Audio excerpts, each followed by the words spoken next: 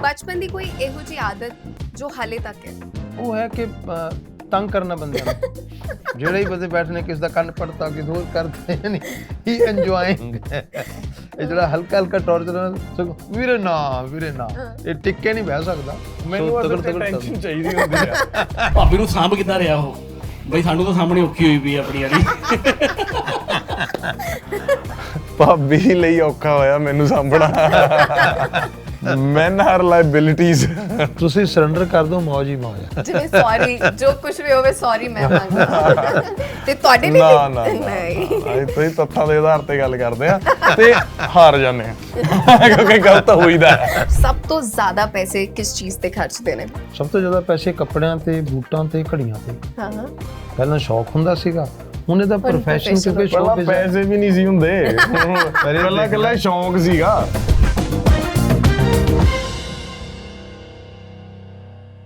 जी body बहुत अच्छी है उनकी, गाने तो अच्छे गाते ही हैं। ਉਹ ਵਧੀਆ ਬਸ ਆਪਦਾ ਲਾਈਫ ਸਟਾਈਲ ਉਹਦਾ ਵਧੀਆ ਜਿਵੇਂ ਰਹਿੰਦਾ ਉਹ। ਬਾਈ ਗਾਲ ਨਹੀਂ ਕੱਢਣੀ ਵਾਲਾ Song ਆਇਆ ਸੀਗਾ, ਅਸੀਂ ਬੜੀਆਂ ਉਹਦੇ ਪਰ ਸਟਿੱਕਾਂ ਪਾਈਆਂ। ਬਈ ਫੱਕਰ ਬੰਦਾ ਹੈ ਯਾਰ ਉਹ। ਜਿਹੜੀ ਮੇਨ ਗੱਲ ਹੈ ਨਾ, ਅਗਲੇ ਨੇ ਸਟਰਗਲ ਕੀਤਾ ਹੋਇਆ ਬਈ, ਭਾਂਡੇ ਧੋਤੇ ਨੇ। ਜਿਹੜੀ ਮੇਨ ਗੱਲ ਹੈ, ਅਗਲਾ ਮਿਹਨਤ ਕਰਕੇ ਮੂਹਰੇ ਆਇਆ। ਬਸ ਇਸੇ ਗੱਲ ਤੋਂ ਆਪਾਂ ਇੰਪ੍ਰੈਸ ਹਾਂ ਉਹਦੇ ਤੋਂ। ਵੀ ਉਹਦਾ ਬ੍ਰਦਰ ਨਾਲ ਜਿਹੜਾ ਪਿਆਰ ਆ ਵੀਰੇ, ਉਹ ਜ਼ਿਆਦਾ ਘੈਂਟ ਲੱਗਦਾ। ਲੁੱਕ ਵਾਈਜ਼ ਵਧੀਆ ਲੱਗਦੇ ਉਦਾਂ। ਵੀਰੇ ਇਦਾਂ ਕਿ ਉਹਨੂੰ ਦੇਖ ਕੇ ਲੋਕਾਂ ਸਾਰਿਆਂ ਨੇ ਦਾੜੀ ਰੱਖ ਲਈ ਜੀ, ਉਹਨੂੰ ਦੇਖ ਕੇ ਮੁੰਡੇ ਜਿਮ ਜਾਣ ਲੱਗ ਗਏ ਜੀ। ਬੀਅਰਡ ਮਸਤ, ਬੀਅਰਡ ਕੇ ਤਾਂ ਟ੍ਰੈਂਡ ਸੈੱਟ ਕੀਤਾ ਭਾਈ ਉਹਦੀ ਦਾੜੀ ਬਹੁਤ ਘੈਂਟ ਲੱਗਦੀ ਆ। ਅੱਜ ਕੱਲ ਜਿਹੜਾ ਮੁੱਛਾਂ ਦਾ ਸਟਾਈਲ ਹੈ ਨਾ, ਇਹ ਉਹਦਾ ਹੀ ਲਿਆਂਦਾ ਹੋਇਆ। ਉਸ ਤੋਂ ਪਹਿਲਾਂ ਇੰਨਾ ਨਹੀਂ ਸੀ, ਬਟ ਉਹਦਾ ਜੋ ਲੁੱਕ ਵਾਈਜ਼ ਦੇਖ ਕੇ ਲੋਕਾਂ ਨੇ ਉਹ ਫਿਰ ਉਹ ਯੰਗਸਟਰ ਨੂੰ ਜ਼ਿਆਦਾ ਅਟਰੈਕਟ ਕਰਿਆ, ਤੇ ਉਹਦੇ ਕਰਕੇ ਹੀ ਅੱਜ ਜੋ ਪਰਸਨੈਲਿਟੀ ਮੁੱਛਾਂ ਦੇ ਨਾਲ ਅੱਜ ਦੀ ਨੌਜਵਾਨ ਪੀੜ੍ਹੀ ਦੀ ਆ, ਉਹਦੇ ਕਰਕੇ ਹੀ ਹੈ। ਪਰਫਾਰਮ ਵਧੀਆ ਕਰਦਾ ਹੈ, ਉਹਦੀ ਐਕਟਿੰਗ ਵੀ ਵਧੀਆ ਹੈ, ਗਾਣਾ ਤਾਂ ਵਧੀਆ ਗਾਉਂਦਾ ਹੀ ਆ ਉਹ। ਗਾਣੇ ਉਹਨਾਂ ਦੇ ਇੰਨੇ ਕੈਂਟ ਹੁੰਦੇ ਨੇ, ਉਹਨਾਂ ਦੀ ਪਰਸਨੈਲਿਟੀ ਵੀ ਬਹੁਤ ਕੈਂਟ ਹੈ, ਹਰ ਚੀਜ਼ ਉਹਨਾਂ 'ਚ ਕੈਂਟ ਹੈ। ਉਹ ਟੋਟਲੀ ਵੱਖਰੇ ਨੇ ਬਾਕੀ ਸਾਰਿਆਂ ਤੋਂ। ਸਭ ਪੜ੍ਹੇ ਜਾਣਗੇ ਐਸਾ ਕੁਝ ਹੈ ਨਾ। ਹਾਂ ਉਹ ਚੰਗਾ। ਹਾਂ ਸਭ ਪੜ੍ਹੇ ਜਾਣਗੇ ਜੀ, ਸਾਰੇ ਪੜ੍ਹੇ ਜਾਣਗੇ। ਟੌਰ ਨਾਲ ਛੜਾ ਉਹ ਜਿਹੜਾ ਗਾਣਾ ਸੀ, ਉਹਨੇ ਇੱਕ ਤਾਂ ਵਿਆਹਾਂ ਦੀ ਟੌਰ ਬਣਾਤੀ, ਮਤਲਬ ਵੀ ਹਰੇਕ ਵਿਆਹ 'ਚ ਚੱਲਣਾ ਹੀ ਚੱਲਣਾ ਉਹ। ਇੱਕ ਜਿਹੜਾ ਉਹਦਾ ਥਾਈਲੈਂਡ ਵਾਲਾ ਗਾਣਾ ਸੀ ਜਿਹੜਾ, ਉਹ ਬਹੁਤ ਵਧੀਆ ਸੀਗਾ। ਉਹਦਾ ਜਿਹੜਾ ਨਵਾਂ ਗਾਣਾ ਆ ਜ਼ਿੰਦਗੀ ਤਾਂ ਯਾਰ ਜਿਉਂਦੇ ਨੇ, ਬੜਾ ਘੈਂਟ ਲੱਗਿਆ। ਫਿਲਮ ਬਾਈ ਜਿਹੜੀ ਇਹਦੀ ਰੋਕੂਮੈਂਟਲ ਆਈ ਸੀਗੀ, ਸਭ ਤੋਂ ਜ਼ਬਰਦਸਤ। ਜਿੰਦੇ ਮੇਰੀ ਏ ਘੈਂਟ ਹੈ। ਜਦੋਂ ਬਾਹਰ ਜਾਂਦਾ ਯੂਕੇ, ਜੋ ਸਟੱਡੀ ਬੇਸ ਤੇ ਨਹੀਂ ਸੀ, ਨਾਮ ਭੁੱਲ ਗਿਆ ਮੈਂ, ਜਿਹੜਾ ਸਟੱਡੀ ਬੇਸ ਤੇ ਜਾਂਦੇ ਨੇ ਬਾਹਰ, ਦਿਲ ਦੀਆਂ ਗੱਲਾਂ ਘੈਂਟ ਸੀ। दिल दियां गल्ला बेस्ट। सबसे अच्छी वैसे रॉकीमेंटल मैंने देखी थी, वो भी बहुत अच्छी लगी मेरे को। ਜਿੰਦੇ ਮੇਰੀ ਮੂਵੀ ਸੋਹਣੀ ਸੀ ਉਹਦੀ। ਚੰਗਾ ਹੈ ਉਹਨਾਂ ਦਾ ਟ੍ਰੇਲਰ। ਬਾਈ ਨੂੰ ਆਲ ਦਾ ਬੈਸਟ ਆ ਫਿਲਮ ਲਈ। ਭਾਈ ਉਹਨਾਂ ਨੂੰ ਫਿਲਮ ਵਾਸਤੇ ਬਹੁਤ ਬਹੁਤ ਮੁਬਾਰਕਾਂ। ਬਾਕੀ ਜਦ ਉਹਨਾਂ ਦੀ ਫਿਲਮ ਆਉਂਗੀ ਅਸੀਂ ਜ਼ਰੂਰ ਦੇਖੂਗੇ। ਕਿਆ ਬਾਤ ਹੈ। ਤੁਹਾਡੇ ਤੋਂ ਪੁੱਛਣ ਤੋਂ ਪਹਿਲਾਂ ਮੈਂ ਅੰਕਲ ਜੀ ਤੋਂ ਪੁੱਛਣਾ ਚਾਹੂੰਗੀ ਕਿ ਤੁਸੀਂ ਕੀ ਕਹਿਣਾ ਚਾਹੋਗੇ? ਬੇਟਾ ਇਸ ਤਰ੍ਹਾਂ ਕਿ ਜਿਹੜਾ ਕੋਈ ਕਲਾਕਾਰ ਨਾ ਤੁਹਾਡੇ ਦਿਲ 'ਚ ਵਸ ਜੇ, ਉਹਦੇ ਲਈ ਫਿਰ ਇਦਾਂ ਦੇ ਕਮੈਂਟ ਆਉਂਦੇ ਆ, ਯਾਨੀ he has simulated with the audience. ਇਹ ਮੈਨੂੰ ਥੋੜੀ ਵੱਖਰੀ ਗੱਲ ਲੱਗਦੀ। And what you want to say? ਬਹੁਤ ਵਧੀਆ, thank you so much. And ਮੈਂ ਨਾ ਇੱਕ ਇੰਟਰਵਿਊ ਵੇਖ ਰਹੀ ਸੀ 2016 ਦੀ, ਜਿਸ 'ਚ ਤੁਸੀਂ ਕਿਹਾ ਸੀ ਕਿ ਆਈ ਰੀਅਲੀ ਵਾਂਟ ਕਿ ਮੈਂ ਇੱਕ ਇਹੋ ਜਿਹੀ ਫਿਲਮ ਬਣਾਵਾਂ ਜਿਹਦੀ ਕਹਾਣੀ ਜੋ ਹੈ ਉਹ ਪਿਓ ਪੁੱਤ 'ਤੇ ਹੋਵੇ। ਐਂਡ ਉਸ 2016 ਦਾ ਸੁਪਨਾ ਜਾ ਕੇ 2022 'ਚ ਪੂਰਾ ਹੋਇਆ ਹੈ। ਸੁਪਨੇ ਸਾਰੇ ਟਾਈਮ ਲਾਈਨ ਲੈਂਦੇ ਨੇ। ਸੋ ਮੈਨੂੰ ਲੱਗਦਾ ਹੈ ਕਿ ਲਾਈਫ ਜਦੋਂ ਵੀ ਕਦੇ ਕੁਝ ਸੋਚਿਆ ਹੁੰਦਾ, ਆਪਾਂ ਜਨਰਲੀ ਐਕਸਪੈਕਟ ਕਰਦੇ ਹਾਂ ਲਾਈਫ ਤੋਂ ਕਿ ਮੈਨੂੰ ਇਹ ਚਾਹੀਦਾ ਤੇ ਹੋ ਜੇ, ਪਰ ਹਰ ਇੱਕ ਸੁਪਨੇ ਨੂੰ ਨਾ ਟਾਈਮ ਲੱਗਦਾ ਹੁੰਦਾ। ਬਟ ਆਈ ਬਲੀਵ ਇਹੀ ਇੱਕ ਪ੍ਰੋਸੈਸ ਹੈ ਐਂਡ ਆਮ ਵੈਰੀ ਲੱਕੀ ਕਿ ਅੱਜ ਉਹ ਸੁਪਨਾ ਪੂਰਾ ਹੋ ਰਿਹਾ ਜੀ। ਐਂਡ ਅੰਕਲ ਨੂੰ ਕਿਵੇਂ ਕਨਵਿੰਸ ਕੀਤਾ ਤੁਸੀਂ ਕਿ ਫਰਸਟ ਰਿਐਕਸ਼ਨ ਕੀ ਸੀ ਕਿ ਜਦੋਂ ਤੁਸੀਂ ਦੱਸਿਆ ਕਿ ਆਪਾਂ ਇਕੱਠਿਆਂ ਫਿਲਮ ਕਰਨੀ ਹੈ? ਜਦੋਂ ਅਸੀਂ ਆਏ ਫਿਲਮ ਲੈ ਕੇ ਨਹੀਂ ਸੀ ਡੈਡ ਕੋਲੇ ਗਏ, ਸਾਨੂੰ ਪਤਾ ਸੀ ਕਿ ਮੈਂ ਤੇ ਬਾਪੂ ਇੱਕ ਫਿਲਮ ਅਸੀਂ ਸੁਣੀ ਹੋਈ ਸੀ ਜੇਡੀ ਨਾਲ, ਤੇ ਮੈਂ ਜਦੋਂ ਫਿਲਮ ਸੁਣੀ ਤੇ ਮੈਂ ਵਿਜ਼ੂਅਲਾਈਜ਼ ਕਰ ਲਿਆ ਸੀ ਕਿ ਡੈਡ ਦੇ ਨਾਲ, ਤੇ ਮੈਂ ਇੱਕ ਤਰੀਕੇ ਨਾਲ ਦੱਸਿਆ ਹੀ ਸੀ ਪਾਪਾ ਨੂੰ, ਸੁਣਾਈ ਸੀ ਤੇ ਪਾਪਾ ਐਂ ਕਰਕੇ ਫਿਲਮ ਹੈ and he was very excited. ਇਹਨਾਂ ਨੇ ਮੈਨੂੰ ਕਦੇ ਨਾ ਤਾਂ ਕੀਤੀ ਨਹੀਂ ਤੇ ਫਿਲਮ ਲਈ ਤਾਂ ਕਰਨੀ ਹੋਈ ਨਹੀਂ ਸੀਗੀ। ਤੇ ਆਈ ਬਲੀਵ ਕਿ dad was an actor, he was a director, ਪਰ ਕੰਮਕਾਰ ਜ਼ਿੰਮੇਵਾਰੀਆਂ ਜਿਵੇਂ ਬੰਦੇ ਨੂੰ ਕਈ ਵਾਰੀ ਆਪਣਾ ਉਹ ਜਿਹੜਾ ਗੋਲ ਹੁੰਦਾ ਸਭ ਕੁਝ ਛੱਡ ਕੇ ਉਹਦੇ ਵੱਲ ਨਹੀਂ ਜਾ ਸਕਦਾ ਹੁੰਦਾ ਬੰਦਾ, ਕਿਉਂਕਿ ਹੀ ਹੈਡ ਰਿਸਪੌਂਸਿਬਿਲਿਟੀਜ਼, ਅਸੀਂ ਸੀਗੇ। ਤੇ ਪਰ ਮੈਨੂੰ ਲੱਗਦਾ ਕਿ ਉਹ ਆਈ ਨਿਊ ਹੈ ਨਾ, ਤੇ ਉਹਨਾਂ ਨੇ ਉਹ ਆਪਦੀ એનર્ਜੀ ਮੇਰੇ 'ਚ ਚੈਨਲਾਈਜ਼ ਕੀਤੀ। ਤੇ ਜਦੋਂ ਮੈਨੂੰ ਓਪਰਚੁਨਿਟੀ ਮਿਲੀ ਹੈ ਨਾ, ਲਾਈਫ ਜਿਵੇਂ ਸਰਕਲ ਹੁੰਦਾ ਸਾਈਕਲ ਹੈ ਨਾ, ਸੋ ਵਾਪਸ। ਸਰ ਕਿਵੇਂ ਦਾ ਰਿਹਾ ਐਕਸਪੀਰੀਅੰਸ? ਬੇਟਾ ਬੜਾ ਅੱਛਾ ਐਕਸਪੀਰੀਅੰਸ ਰਿਹਾ। ਮੈਂ ਕਿਉਂਕਿ ਜਿਵੇਂ ਪਰਮਿਸ਼ਨ ਦੱਸਿਆ ਥੀਏਟਰ ਕਰਦਾ ਸੀ, ਰੇਡੀਓ, ਟੈਲੀਵਿਜ਼ਨ। ਜਿਸ ਵੇਲੇ ਮੈਂ ਐਮਏ 'ਚ ਪੜ੍ਹਦਾ ਸੀ, ਮੇਰੇ ਬਹੁਤ ਸਾਰੇ ਕਲਾਸ ਫੈਲੋ ਸਾਥੀ ਇੰਡਸਟਰੀ 'ਚ ਗਏ ਤੇ ਮੈਨੂੰ ਕਹਿੰਦੇ ਤੁਸੀਂ ਵੀ ਚੱਲੋ। ਮੈਂ ਕਿਹਾ ਨਹੀਂ, ਮੈਂ ਮੇਰਾ ਟੀਚਿੰਗ ਪ੍ਰੋਫੈਸ਼ਨ ਹੈ, ਮੈਂ ਪੜ੍ਹਾ ਕੇ ਕੰਮ ਕਰਨਾ। ਸੋ ਮੈਂ ਸਾਰੀ ਜ਼ਿੰਦਗੀ ਉਧਰ ਲਾਈ, ਲੇਕਿਨ ਜਿਹੜਾ ਪਹਿਲੀ ਉਮਰ ਦਾ ਸੁਪਨਾ ਸੀਗਾ ਉਹ ਇਸ ਉਮਰ 'ਚ ਇਹਨੇ ਪੂਰਾ ਕਰ ਦਿੱਤਾ। ਐਂਡ ਟ੍ਰੇਲਰ ਬਹੁਤ ਸੋਹਣਾ ਲੱਗ ਰਿਹਾ, ਤੁਹਾਡੇ ਦੋਵਾਂ ਦੀ ਬੌਂਡਿੰਗ ਬਹੁਤ ਸੋਹਣੀ ਲੱਗ ਰਹੀ ਹੈ। Thank I am lucky to be a star dad. And ਮੈਂ ਤੁਹਾਡੇ ਤੋਂ ਪੁੱਛਣਾ ਚਾਹੂੰਗੀ ਕਿ ਤੁਹਾਡੇ ਦੋਵਾਂ ਦੀ ਬੌਂਡਿੰਗ ਤਾਂ ਆਪਾਂ ਵੇਖ ਲਈ, ਜੀ ਬਟ ਤੁਹਾਡੇ ਫਾਦਰ ਸਾਹਿਬ ਨਾਲ ਕਿਵੇਂ ਦੀ ਬੌਂਡਿੰਗ ਸੀਗੀ? ਬਹੁਤ ਅੱਛੀ ਸੀ ਬੇਟਾ। ਸਾਡੇ ਘਰ 'ਚ ਪਰੰਪਰਾ ਹੈ ਮੇਰੇ ਡੈਡ ਤੋਂ ਕਿ ਵੀ ਆਰ ਵੈਰੀ ਫਰੈਂਡਲੀ। ਮੈਂ ਆਪਣੀ ਹਰ ਗੱਲ ਆਪਣੇ ਡੈਡ ਨਾਲ ਕੀਤੀ ਹੋਈ ਹੈ। ਐਵਰੀਥਿੰਗ, ਐਵਰੀ ਨੌਲੇਜ ਸੇਮ ਸਾਡਾ ਇੱਧਰ, ਵੈਸੇ ਰੈਸਿਪਰੋਕੇਟ ਹੀ ਕੀਤੀ ਹੈ। ਓਕੇ, ਤੁਸੀਂ ਸ਼ੂਟਿੰਗ ਦੇ ਦੌਰਾਨ ਤਾਂ ਕਾਫੀ ਇਕੱਠਿਆਂ ਟਾਈਮ ਸਪੈਂਡ ਕੀਤਾ ਹੋਣਾ ਹੈ, ਐਂਡ ਤੁਸੀਂ ਦੋਵਾਂ ਨੇ ਕੋਈ ਇੱਕ ਚੀਜ਼ ਜੋ ਇੱਕ ਦੂਜੇ ਬਾਰੇ ਆਬਜ਼ਰਵ ਕਰਕੇ ਕਿਹਾ ਹੋਵੇ ਕਿ ਪਰਮੀਸ਼ ਤੂੰ ਐਵੇਂ ਵੀ ਕਰ ਲੈਂਦਾ ਹੈ, ਤਾਂ ਪਤਾ ਨਹੀਂ ਸੀ ਮੈਨੂੰ, ਜਾਂ ਤੁਸੀਂ ਕਿਹਾ ਕਿ ਡੈਡ ਤੁਸੀਂ ਐਵੇਂ ਵੀ ਕਰ ਲੈਂਦੇ ਹੋ, ਆਈ ਐਮ ਇੰਪ੍ਰੈਸਡ। ਅਸਲ 'ਚ ਪਰਮੀਸ਼ ਦੇ ਜਿੰਨੇ ਵੀ ਸੀਨ ਨੇ ਨਾ, ਮੈਂ ਜੀਵਨ ਮੰਚ ਤੇ ਦੇਖੇ ਹੋਇਆ। ਇਹਦੇ ਲਈ ਜ਼ਿੰਦਗੀ ਤੇ ਸਕਰੀਨ ਬਹੁਤਾ ਫਰਕ ਨਹੀਂ ਸੀ। ਕੁਛ ਫਿਲਮ ਸਬਜੈਕਟ ਹੀ ਇੱਦਾਂ ਦਾ ਸੀ ਕਿ ਅਸੀਂ ਘਰ 'ਚ ਵੀ ਉਵੇਂ ਮਸਤੀ ਕਰਦੇ ਹਾਂ, ਉੱਥੇ ਵੀ ਉਵੇਂ ਮਸਤੀ ਕਰਦੇ ਸੀ। ਸੋ ਇਸ ਕਰਕੇ ਕੋਈ ਇੱਕ ਸੀਨ ਨਹੀਂ ਮੈਂ ਕਹਿ ਸਕਦਾ, ਇਹ ਹਰ ਸੀਨ ਨੂੰ ਬਹੁਤ ਸ਼ਿੱਦਤ ਨਾਲ ਕਰਦਾ। ਔਰ ਇੱਕ ਇਹਦੇ 'ਚ ਪਲੱਸ ਪੁਆਇੰਟ ਹੈ, ਕਿਉਂਕਿ ਮੈਂ ਥੀਏਟਰ ਦਾ ਬੰਦਾ, ਮੇਰੀ ਸਟੱਡੀ ਇਹੀ ਹੈ ਕਿ ਐਕਟਿੰਗ ਕੀ ਹੁੰਦੀ ਹੈ ਕਿ ਜਦੋਂ ਤੁਸੀਂ ਸਵਿਚ ਔਨ ਸਵਿਚ ਆਫ ਕਰ ਸਕੋ। ਇਹਨੇ ਜਦੋਂ ਬੈਠਾ ਮੋਬਾਈਲ ਤੇ ਬਿਜ਼ੀ ਹੈ, ਉਧਰੋਂ ਸ਼ਾਟ ਚੱਲ ਰਿਹਾ, ਮੋਬਾਈਲ ਨਾਲ ਲੈਣ ਕੋ ਅੱਛਾ ਠੀਕ ਹੈ, ਨਾਲ ਦੀ ਨਾਲ ਵਿਦਿਨ ਸੈਕਿੰਡਸ। ਔਰ ਇਹ ਮੈਂ ਇਹ ਨਹੀਂ ਕਿ ਮੇਰਾ ਬੇਟਾ, ਵੈਸੇ ਦੱਸ ਰਿਹਾ ਕਿ ਕਿਸੇ ਐਕਟਰ ਦੀ ਬੜੀ ਵੱਡੀ ਕੁਆਲਿਟੀ ਹੁੰਦੀ ਹੈ। ਹਾਲੀਵੁੱਡ ਦੀ ਥੀਏਟਰ ਐਕਟਰਸ ਦਾ ਐਕਸਪੀਰੀਅੰਸ ਹੈ ਕਿ ਕੋਈ ਇੰਡੀਅਨ ਸਾਡਾ ਪਲੇ ਰਾਈਟ ਉਹਦਾ ਪਲੇ ਦੇਖ ਰਿਹਾ ਸੀ, ਤੇ ਉਹ ਸੀਨ ਸੀ ਕਿ ਸਾਰੀ ਜਿਹੜੀ ਹਾਲ ਹੈ, ਸਟੇਜ ਹੈ, ਬਿਲਕੁਲ ਹਨੇਰਾ, ਤੇ ਉਹ ਵਿੰਗ ਦੇ ਪਿੱਛੋਂ ਉਹਦੀ ਇੱਕ ਬਾਂਹ ਬਾਹਰ ਹੈ, ਤੇ ਉਹਦੀ ਡਿਲੀਵਰੀ ਦਾ ਸੀਨ ਚੱਲ ਰਿਹਾ, ਤੇ ਸਿਰਫ ਆਪਣੀ ਬਾਂਹ ਦੇ ਨਾਲ ਡਿਲੀਵਰੀ ਪੇਨ ਸ਼ੋ ਕਰ ਰਹੀ ਹੈ। ਉਹਨੂੰ ਲੱਗੇ ਮੈਂ ਜਾ ਕੇ ਦੇਖਾਂ, ਉਹ ਗਿਆ ਕਿਸੇ ਤਰੀਕੇ ਵਿੰਗ 'ਚੋਂ ਦੇਖਿਆ, ਤੇ ਉਹਦੇ ਹੱਥ 'ਚ ਪੈਗ ਸੀ, ਸਭ ਨਾਲ ਹੱਸ ਕੇ ਗੱਲਾਂ ਕਰ ਰਹੀ, ਸਿਰਫ ਬਾਂਹ ਦੀ ਐਕਟ ਕਰ ਰਹੀ। ਸੋ ਇਹਦਾ ਅੰਗ ਐਕਟ ਕਰ ਸਕਦਾ ਜਿੱਥੋਂ ਮਰਜ਼ੀ ਕਰਵਾ। ਐਂਡ ਕੋਈ ਇੱਕ ਚੀਜ਼ ਜੋ ਤੁਸੀਂ ਪਰਮੀਸ਼ 'ਚ ਨੋਟਿਸ ਕਰਕੇ ਕਿਹਾ ਕਿ ਬਈ ਆਹ ਆਦਤ ਹਟਾ ਲਵੇ ਆਪਣੀ?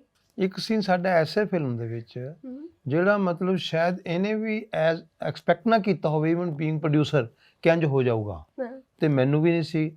ਉਹ ਸੀਨ ਸੀ ਸਾਡੀ ਲੜਾਈ ਵਾਲਾ ਸੀਨ। ਇਹ ਕਹਿੰਦਾ ਪਾਪਾ ਇਹ 1 ਟੇਕ ਹੈ, ਇਹ 'ਚ ਕੋਈ ਰੀਟੇਕ ਹੋ ਹੀ ਨਹੀਂ ਸਕਦਾ, ਐਨੀ ਮੂਵਮੈਂਟ ਸੀਗੀ। ਤੇ ਇਹਨੇ ਮੇਰੇ ਕੰਨ 'ਚ ਕਿਹਾ ਕਿ ਨਹੀਂ ਹੋ ਸਕਦਾ। ਉਹ ਪਤਾ ਨਹੀਂ ਕਿਵੇਂ ਐਨਰਜੀ ਆਈ, ਸਾਡਾ ਉਹ ਸੀਨ ਇੰਨਾ ਲਾਈਵਲੀ ਬਣਿਆ ਵੀ ਕੁਦਰਤ ਨੇ ਵੀ ਸਾਡੀ ਮਦਦ ਕੀਤੀ। ਇੱਕ ਤਾਂ ਮੈਂ ਚੱਪਲ ਸੁੱਟਣੀ ਸੀ ਇੱਦਾਂ, ਉਹ ਇੱਕੋ ਹੀ ਸ਼ਾਟ ਦੇ ਵਿੱਚ ਸਿੱਧੀ ਜਾ ਕੇ ਛੱਤ ਦੇ ਕੋਨੇ 'ਚ ਵੱਜੀ। ਇਹਨੇ ਉਤਾਰਨੀ ਸੀ, ਇਹਨੇ ਦੂਜੀ ਚੱਪਲ ਸੁੱਟੀ, ਨਾਲ ਦੇ ਨਾਲ ਥੱਲੇ ਆ ਗਈ, ਜਿਵੇਂ ਉਹਨੂੰ ਵੀ ਨਾ ਇੰਸਟਰਕਸ਼ਨ ਮਿਲੀ ਹੁੰਦੀ ਹੈ ਕਿ 1 ਸ਼ਾਟ। ਬਹੁਤ ਅੱਛਾ ਐਕਸਪੀਰੀਅੰਸ ਸੀ। ਸੁਨੀਤਾ ਧੀਰ ਜੀ ਨਾਲ ਵੀ ਤੁਸੀਂ ਪੰਜਾਬੀ ਯੂਨੀਵਰਸਿਟੀ ਇਕੱਠਿਆਂ ਕਾਫੀ ਦੇਰ ਕੰਮ ਕੀਤਾ ਹੈ, ਜੀ, ਐਂਡ ਜੀ। ਯੂਨੀਵਰਸਿਟੀ ਤੋਂ ਬਾਅਦ ਹੁਣ ਫਿਲਮ 'ਚ ਕੰਮ ਕਰਨ ਦਾ ਐਕਸਪੀਰੀਅੰਸ ਕਿਵੇਂ ਦਾ ਸੀਗਾ? ਇਸ ਤਰ੍ਹਾਂ ਬੇਟਾ ਕਿ ਮੈਂ ਅੱਗੇ ਮੇਰਾ ਪ੍ਰੋਫੈਸ਼ਨ ਸੀ ਟੀਚਿੰਗ, ਤੇ ਪਰਫਾਰਮਿੰਗ ਜਿਹੜੀ ਸੀ ਉਹ ਪਾਰਟ ਟਾਈਮ ਜੌਬ ਸੀ, ਕਿਉਂਕਿ ਮੈਂ ਬੇਸਿਕਲੀ ਤਾਂ ਪੰਜਾਬੀ ਦਾ ਕੰਮ ਕਰਨਾ ਨਾ, ਇਸ ਲਈ ਸਾਰੇ ਪਲੇਟਫਾਰਮ ਯੂਜ਼ ਕਰਦਾ। ਹੁਣ ਜਦੋਂ ਮੈਂ ਉੱਥੋਂ ਵਿਹਲਾ ਹੋਇਆ ਤੇ ਹਾਲੇ ਮੈਂ ਰਿਸਰਚ ਕਰਾਉਣਾ, ਉਦੋਂ ਪਰਮੀਸ਼ ਨੇ ਮੈਨੂੰ ਕਿਹਾ ਕਿ ਪਾਪਾ ਹੁਣ ਤੁਸੀਂ ਆਪਣਾ ਉਹ ਸੁਪਨਾ ਕਰੋ, ਐਕਟਿੰਗ ਵੱਲ ਆਓ। ਮੈਂ ਕਿਹਾ ਮੈਂ ਬੇਟਾ ਤਾਂ ਨਹੀਂ ਐਕਟਿੰਗ ਬਹੁਤੀ ਕਰਦਾ ਰਿਹਾ ਕਿ ਮੈਂ ਰੋਜ਼ ਕਲਾਸਰੂਮ 'ਚ ਖੜਨਾ ਤੇ 2-4 ਸੌਖਾਂ ਨੇ ਮੈਨੂੰ ਆਬਜ਼ਰਵ ਕਰਨਾ। ਸੋ ਮੈਂ ਜਿੰਨਾ ਵੀ ਕਦੇ ਥੀਏਟਰ 'ਚ, ਟੀਵੀ ਤੇ, ਫਿਲਮ 'ਚ ਕੰਮ ਕੀਤਾ ਤਾਂ ਸੋਬਰ 'ਚ ਕਰੈਕਟਰ ਕੀਤਾ। ਹੁਣ ਫਿਰ ਮੈਂ ਕਲਾਸਰੂਮ ਟੀਚਿੰਗ ਬੰਦ ਕੀਤੀ, ਪੜ੍ਹਾਈ ਲਿਖਾਈ ਤਾਂ ਉਵੇਂ ਹੀ ਆ। ਦੂਸਰਾ ਲਾਲਚ ਇਹ ਸੀ ਵੀ ਇਹਨਾਂ ਦੇ ਨਾਲ ਰਹਿਣ ਦਾ ਮੌਕਾ ਮਿਲੂਗਾ, ਅਦਰਵਾਈਜ਼ ਮਾਵਾਂ ਤੇ ਬੱਚਿਆਂ ਨਾਲ ਜੁੜੀਆਂ ਰਹਿੰਦੀਆਂ ਹਮੇਸ਼ਾ, ਲੇਕਿਨ ਇਹ ਨਾਲ ਰਹਿਣ ਲਈ ਇਸ ਤੋਂ ਬਿਹਤਰ ਕੋਈ ਹੋ ਨਹੀਂ ਸਕਦਾ ਸੀ। ਦੂਸਰਾ ਕਿ ਜਿਹੜਾ ਮੇਰਾ ਕੰਮ 2 ਨੰਬਰ ਤੇ ਸੀ, ਹੁਣ 1 ਨੰਬਰ ਤੇ I am privileged. And Sukhan is also interested in acting? ਹਾਂਜੀ, Sukhan has just finished his acting course. ਕਿਉਂਕਿ ਮੈਂ ਤਾਂ ਕੋਈ ਟੈਕਨੀਕਲ ਐਜੂਕੇਸ਼ਨ ਲੈ ਨਹੀਂ ਸਕਿਆ, ਕਿਉਂਕਿ ਮੈਂ ਆਸਟ੍ਰੇਲੀਆ ਸੀ ਇੰਨੇ ਸਾਲ, ਵਾਪਸ ਆ ਕੇ ਮੈਂ ਡਾਇਰੈਕਸ਼ਨ ਦੇ ਥਰੂ ਵਾਇਆ ਡਾਇਰੈਕਸ਼ਨ ਐਕਟਿੰਗ 'ਚ ਆਇਆ। ਪਰ ਸੁਖਨ ਵਾਸ ਲੱਕੀ, ਉਹ ਇੰਡੀਆ ਸੀਗਾ, ਉਹਨੇ ਜਦੋਂ ਯੂਨੀਵਰਸਿਟੀ ਵਿੱਚ ਸੀਗਾ ਸੁਖਨ ਉਦੋਂ ਵੀ ਥੀਏਟਰ ਕਰਦਾ ਸੀਗਾ, ਐਕਟਿੰਗ ਕਰਦਾ ਸੀਗਾ। He was very active in performing arts. So ਉਹਨੇ ਜਦੋਂ ਖਤਮ ਕੀਤੀ ਆਪਦੀ ਐਜੂਕੇਸ਼ਨ 3-4 ਸਾਲ ਉਹਨੇ ਮੈਨੂੰ ਅਸਿਸਟ ਕੀਤਾ, ਉਹਨੇ ਟੈਕਨੀਕਲ ਫੀਲਡ ਸਾਰਾ ਵੇਖਿਆ। ਹੁਣ ਉਹ ਬੰਬੇ ਉਹਨੇ ਆਪਦਾ ਐਕਟਿੰਗ ਕੋਰਸ ਫਿਨਿਸ਼ ਕੀਤਾ ਤੇ ਹੁਣ ਉਹ ਬੰਬੇ ਵਿੱਚ ਵੀ ਕੰਮ ਕਰ ਰਿਹਾ। ਤੇ so he is also in the same field, ਪਰ he has his own journey, he wants to explore his own way, ਤੇ ਤਾਂ ਵਿਸ਼ ਹਿਮ ਲੱਕ। ਇਹਦੇ 'ਚ ਥੋੜਾ ਜਿਹਾ ਮੈਂ ਐਡ ਕਰਦਾ। ਹਾਂਜੀ, ਪਰਮੀਸ਼ ਦੇ ਬਚਪਨ ਵੇਲੇ ਜਦ ਆਸਟ੍ਰੇਲੀਆ ਜਾਣ ਤੱਕ 17-18 ਸਾਲ ਤੱਕ ਹੂੰ ਮੈਂ ਐਕਟਿਵਲੀ ਥੀਏਟਰ ਕਰਦਾ ਸੀ। ਡੇਲੀ 5 ਵਾਰ ਸਾਡੇ ਘਰ ਰਸਲਾਂ ਹੁੰਦੀਆਂ ਸੀ। ਹੂੰ ਸੋ ਇਹਨੇ ਉਹ ਸਾਰੇ ਪ੍ਰੋਸੈਸ 'ਚੋਂ ਲੰਘਿਆ ਹੋਇਆ ਹੈ। ਹੂੰ। ਯਾਨੀ 2 ਸਾਲ ਦੀ ਉਮਰ 'ਚ ਇਹਨੇ ਟੀਵੀ ਸੀਰੀਅਲ ਸਾਡੇ ਨਾਲ ਕੰਮ ਕੀਤਾ ਹੋਇਆ। ਹੂੰ। ਉਸ ਤੋਂ ਬਾਅਦ 3 ਸਾਲ ਦੀ ਉਮਰ 'ਚ ਨਾਰਵੇ, ਸਵੀਡਨ, ਡੈਨਮਾਰਕ ਗਿਆ ਹੋਇਆ। ਤੇ ਰਿਹਰਸਲ 'ਚ ਇਹਨੂੰ ਸਾਰੇ ਡਾਇਲੋਗ ਯਾਦ ਹੁੰਦੇ, ਜਿੱਥੇ ਕੋਈ ਭੁੱਲ ਹਾਂ। ਜਾਂਦਾ ਪ੍ਰੈਂਪਟਿੰਗ ਇਹ ਕਰ ਦਿੰਦਾ ਕਿ ਇੱਥੇ ਤਾਂ ਇਹ ਹੈ ਬਾਪੂ ਦੀ ਗੱਡੀ ਤਾਂ ਡੀਜ਼ਲ ਤੇ ਚੱਲਦੀ ਆ, ਹਾਂ ਖੜ ਗਈ ਨਹੀਂ ਤਾਂ ਭੰਬੀਰੀ। ਸੁਖਨ ਜਦੋਂ ਵੱਡਾ ਹੋਇਆ ਹੂੰ। ਉਦੋਂ ਮੇਰੀਆਂ ਜ਼ਿੰਮੇਵਾਰੀਆਂ ਵੱਧ ਗਈਆਂ ਸੀ ਯੂਨੀਵਰਸਿਟੀ ਦੀਆਂ ਐਕੈਡੈਮਿਕਸ ਦੀਆਂ, ਡਾਇਰੈਕਟਰ, ਡੀਨ, HOD। ਹੂੰ ਉਹ ਫਿਰ ਉਦੋਂ ਘਰ 'ਚ ਥੀਏਟਰ ਵਾਲੀ ਪਰੰਪਰਾ ਉਹਨੇ ਨਹੀਂ ਦੇਖੀ। ਹੂੰ। ਉਹ ਫਿਰ ਇਹਦੀ ਸੰਗਤ 'ਚ ਪੂਰੀ ਹੋ ਗਈ। ਤੇ ਦੂਸਰਾ ਨੇ ਉਹਨੂੰ ਬੰਬੇ ਤੋਂ ਟ੍ਰੇਨਿੰਗ ਦਵਾਤੀ। ਸੋ ਦੋਨੋਂ ਇਹ ਸੈਲਫ ਟ੍ਰੇਨਡ ਹੈ, ਹਾਂ he is trained by the trainers. ਹਾਂ। ਤੇ ਹੁਣ ਨਾ ਮੈਂ ਕੁਝ ਕੁਐਸਚਨਸ ਤੁਹਾਡੇ ਦੋਵਾਂ ਤੋਂ ਪੁੱਛਾਂਗੀ, ਤੁਹਾਡੇ ਤੋਂ ਪਰਮੀਸ਼ ਬਾਰੇ ਤੇ ਤੁਹਾਡੇ ਤੋਂ ਸਰ ਬਾਰੇ, ਐਂਡ ਤੁਸੀਂ ਸੱਚ ਜਵਾਬ ਦੇਣੇ ਨੇ। Okay, starting with you. ਜੀ। ਪਰਮੀਸ਼ ਨੂੰ ਸਭ ਤੋਂ ਜ਼ਿਆਦਾ ਖੁਸ਼ੀ ਕੀ ਕਰਕੇ ਮਿਲਦੀ ਹੈ? ਸਭ ਤੋਂ ਜ਼ਿਆਦਾ ਖੁਸ਼ੀ ਕੀ ਕਰਕੇ ਮਿਲਦੀ ਹੈ? ਇਸ ਨੂੰ ਖੁਸ਼ੀ ਕੰਮ ਕਰਕੇ ਮਿਲਦੀ ਹੈ। ਹੂੰ ਵੇਲਾ ਇੱਕ ਸੈਕਿੰਡ ਨਹੀਂ ਬਹਿ ਸਕਦਾ। ਮੈਂ ਤਾਂ ਬਸ ਚੱਲੇ ਇਹ 24 ਘੰਟੇ ਨੂੰ 72 ਘੰਟੇ ਬਣਾ ਲਏ ਤੇ ਸੌਵੇਂ ਵੀ ਨਾ। ਹੂੰ ਦੂਜੀ ਇਹਦੀ ਜਿਹੜੀ ਕਮਾਲ ਦੀ ਗੱਲ ਹੈ ਉਹ ਖੁਸ਼ੀ, ਮੈਂ ਤਾਂ ਕਹੂੰਗਾ ਕਿ ਤੁਸੀਂ ਸੁੱਤੇ ਹੋ, ਆਰਾਮ ਨਾਲ ਸੁੱਤੇ ਹੋਏ ਹੋ ਤੇ ਪਤਾ ਹੈ ਕਿ ਮੈਂ 7 ਵਜੇ ਜਾਣਾ ਹੈ, 7 ਵਜੇ 3 ਮਿੰਟ ਤੇ ਖੜੇ ਹੋਏ ਤੇ ਜਦ ਤੱਕ ਬਾਕੀ ਬੰਦੇ ਬੂਟ ਪਾ ਰਹੇ ਕਾਰ 'ਚ ਬਹਿ ਚੁੱਕਾ ਹੁੰਦਾ ਹੈ। ਸੋ ਕੰਮ ਤੋਂ ਖੁਸ਼ੀ ਲੈਣਾ ਇਹਦੀ ਸਭ ਤੋਂ ਵੱਡੀ ਖੁਸ਼ੀ ਹੈ, ਜਿਹੜੀ ਮੈਂ ਐਪਰੀਸ਼ੀਏਟ ਕਰਦਾ। ਹੂੰ ਮੇਰੇ 'ਚ ਵੀ ਐਲੀਮੈਂਟ ਸੀ, ਉਹ ਡਬਲ ਟ੍ਰਿਪਲ ਹੋ ਕੇ ਇੱਥੇ ਆ ਪਾਸ ਆਨ ਗਏ। ਹੋਏ। ਬਹੁਤ ਚੰਗੀ ਗੱਲ ਹੈ। ਐਂਡ ਨੈਕਸਟ, ਬਚਪਨ ਦੀ ਕੋਈ ਇਹੋ ਜਿਹੀ ਆਦਤ ਜੋ ਹਾਲੇ ਤੱਕ ਹੈ? ਉਹ ਹੈ ਕਿ ਤੰਗ ਕਰਨਾ ਬੰਦਿਆਂ ਨੂੰ। ਜਿਹੜੇ ਹੀ ਬੰਦੇ ਬੈਠਨੇ ਕਿਸ ਦਾ ਕੰਨ ਪੜਤਾ ਕਿਸੇ ਹੋਰ ਕਰਦੇ ਨਹੀਂ, ਹੀ ਇੰਜੋਇੰਗ। ਇਹ ਜਿਹੜਾ ਹਲਕਾ ਹਲਕਾ ਟੌਰਚਰ, ਵੀਰੇ ਨਾ ਇਹ ਟਿੱਕੇ ਨਹੀਂ ਬਹਿ ਸਕਦਾ। ਮੈਨੂੰ ਅਸਲ 'ਚ ਟੈਨਸ਼ਨ ਚਾਹੀਦੀ ਹੁੰਦੀ ਆ। ਮੈਨੂੰ ਤਾਂ ਸਾਰੇ ਆ ਬੈਠੇ ਨੇ ਤਾਂ ਮੈਨੂੰ ਤਾਂ ਗੱਲ ਹੋਵੇ, ਫਿਰ ਕਿ ਇਹਨੂੰ ਤੰਗ ਕਰ ਦੋ 5-10 ਮਿੰਟ ਵਧੀਆ ਨਿਕਲ ਜਾਂਦੇ ਨੇ। ਬੰਦਾ ਉਹਦੀ ਫਰਸਟ੍ਰੇਸ਼ਨ ਬੋਲਣ ਲੱਗ ਜਾਂਦਾ ਤਾਂ ਮੈਂ ਚੱਲ ਵਧੀਆ 5 ਮਿੰਟ ਲਾਊਗਾ। ਫਰਸਟ੍ਰੇਸ਼ਨ ਨਹੀਂ, ਸੁਭਾਅ ਇੰਜੋਇਮੈਂਟ ਹੈ ਕਿ ਹੱਸੋ ਟੱਪੋ ਨੱਚੋ ਯਾਰ। ਮੇਰਾ ਖਿਆਲ ਐ ਕਦੇ ਵੀ ਨਹੀਂ ਬੈਠਾ, ਮੈਂ ਵੀ ਸ਼ਾਇਦ ਕਦੇ ਐ ਨਹੀਂ ਬੈਠਾ। ਮੇਰੀ ਹੁਣ ਉਮਰ ਹੈ ਕਿ ਮੈਂ ਰੁਕ ਜਾਣਾ। ਮੇਰੀ ਵਹੁਟੀ ਹੁਣ ਵੀ ਕਹਿੰਦੀ ਚੰਗੇ ਲੱਗਦੇ ਚੁੱਟੀ ਤਾਲੀ ਨੱਚੀ ਨਾ ਟੱਪੀ ਜਾਂਦੇ। ਮੈਂ ਕਿਹਾ ਸੰਵਿਧਾਨ ਦੀ ਕਿਹੜੀ ਧਾਰਾ 'ਚ ਲਿਖਿਆ ਕਿ ਜੇ ਉਮਰ ਵਾਜੇ ਬੰਦਾ ਨੱਚ ਨਹੀਂ ਸਕਦਾ, ਟੱਪ ਨਹੀਂ ਸਕਦਾ। ਤੇ ਸਭ ਤੋਂ ਜ਼ਿਆਦਾ ਟੀਮ 'ਚ ਕਿਹਨੂੰ ਤੰਗ ਕੀਤਾ ਜਾਂਦਾ? ਟੀਮ ਵਿੱਚ ਔਰ ਮੈਨੂੰ ਤਾਂ ਲੱਗ ਰਿਹਾ ਸੁਖਨ ਨੂੰ ਹੀ ਕੀਤਾ ਜਾਂਦਾ। ਸਿਰਫ ਸੁਖਨ ਨੂੰ ਹੀ ਤੰਗ ਕਰਦਾ ਮੈਂ, ਕਿਉਂਕਿ ਮੈਂ ਤੰਗ ਵੀ ਲਾਡੀ ਨੂੰ ਕਰਦਾ, ਸੁਖਨ ਨੂੰ ਕਰਦਾ। ਮੈਂ ਤੰਗ ਉਸ ਬੰਦੇ ਨੂੰ ਕਰਦਾ ਜਿੱਤੇ ਮੇਰਾ ਹੱਕ ਹੈ। ਕਿਸੇ ਬੰਦੇ ਨੂੰ, ਜਿਹੜਾ ਬੰਦਾ ਮਾਈਂਡ ਕਰ ਜੇ ਉਹਨੂੰ ਮੈਂ ਤੰਗ ਨਹੀਂ ਕਰਦਾ।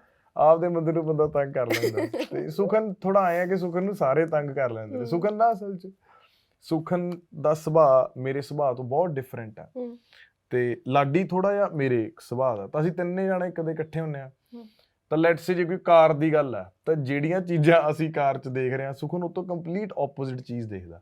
ਜੇ ਬੂਟ ਦੀ ਗੱਲ ਹੈ ਤਾਂ ਸਾਨੂੰ ਜਿਹੜਾ ਸ਼ੂ ਪਸੰਦ ਆ ਉਹ ਕੰਪਲੀਟ ਉਹਦੀ ਜਮਾਂ ਹੀ ਆਈਡੀਓਲੋਜੀ ਅੱਡ ਹੈ। ਉਹ ਫਿਰ ਅਸੀਂ 2 ਇਕੱਠੇ ਹੋ ਜਾਂਦੇ ਆ, ਫਿਰ ਅਸੀਂ ਉਹਨੂੰ ਤੰਗ ਕਰਨ ਲੱਗ ਜਾਂਦੇ ਆ।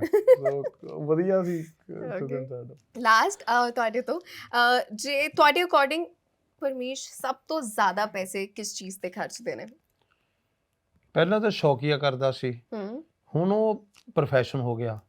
ਸਭ ਤੋਂ ਜ਼ਿਆਦਾ ਪੈਸੇ ਕੱਪੜਿਆਂ ਤੇ, ਬੂਟਾਂ ਤੇ, ਘੜੀਆਂ ਤੇ।